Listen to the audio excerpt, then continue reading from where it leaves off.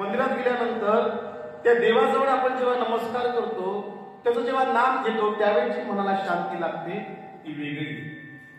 आणि एखाद्या शेतामध्ये जाऊन आपण बसलो त्या जागेची महती वेगळी, कारण स्थानपरत्वे महत्व आहे।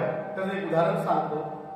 एका मुलाने आपल्या गावामध्ये आईची हत्या केली आणि तुरुंगामध्ये तो मुलगा तुरुंगामध्ये गेला।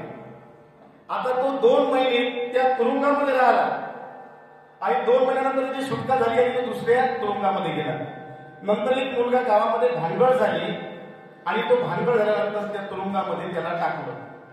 आता ज्या मुलाची भानगड झाली दुसरा जो मुलगा होता त्याचं आईवर अतिशय प्रेम होतं, परंतु आधी त्या रूम मध्ये जो आईचा खून केलेला मुलगा राहिला होता त्याच्यामुळे रात्री या दुसऱ्या मुलाला सुद्धा रात्री स्वप्नात त्याची आई विषयी वाईट भावना यायची की माझ्या आईला जाऊन मारा। मग असं काय होते तेव्हा जेलरला विचारलं तेव्हा जेलरने सांगितलं की 2 महिन्याआधी एका मुलाची सुटका झालेली आहे, त्यानं त्याच्या आईचा खून केला होता। मला या छोट्याशा बोधकथेतून एकच सांगायचं आहे की स्थानपरत्वे महत्व, ते ज्या स्थानावर जाऊ आपण ते स्थान त्या पद्धतीचं असते। वंदनीय महाराज म्हणतात की आपण मंदिरात जावे नाक दाबावे त्यापेक्षा रस्त्यावरचे काटे उचलावे। आता सध्या आपल्या गावाकडचे सगळे लोक प्रयागला जात आहे, पण काशी प्रयागासी दंडन मुंडन ऐसा नोहे मार्ग माझ्या पंढरीचा सोब्यास एका अभंगामध्ये वंदनीय राष्ट्रसंतांनी सांगितलं। प्रयागला भरपूर लोक जात आहे। तुकाराम महाराज म्हणतात अंगा लावून या राखो डोळे झाकून करती पाप। तिथे गेल्यानंतर तुमचं पाप मिटणार नाही।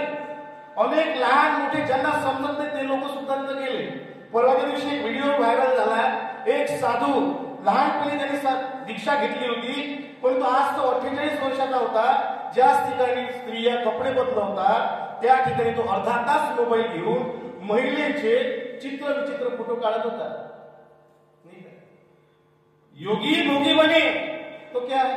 मला काय सांगायचंय, आजची जी तरुण पिढी आहे या तरुण पिढीला वंदनीय राष्ट्रसंतांनी सांगितलं की आओ सभी मिलेंगे कहां पे समुदाय प्रार्थना में, शिस्त का बड़ा रंगीला मैं यह मंदिर हमारा। इथं काय काय बसणे उठणे बोलणे चालणे सुविचार या सगळ्या गोष्टी प्रार्थनेतून मिळते आणि म्हणून प्रार्थना ही जीवनासाठी महत्वाची आहे। प्रार्थना जेव्हा आपण करतो ती ईश्वरापर्यंत आपला संदेश पोहोचावा आणि नंतर तो ईश्वर आपल्याला काहीतरी चांगलं कर्तव्य करण्याची आपल्याला वृत्ती देऊ, असा विद्यार्थी असा माणूस तयार झाला पाहिजे। हे दाभाडा जे गाव आहे की नाही, या गावामध्ये महादेव बाबा हे संत, आणि म्हणून तुमच्यामधून संत निर्माण झाले पाहिजे।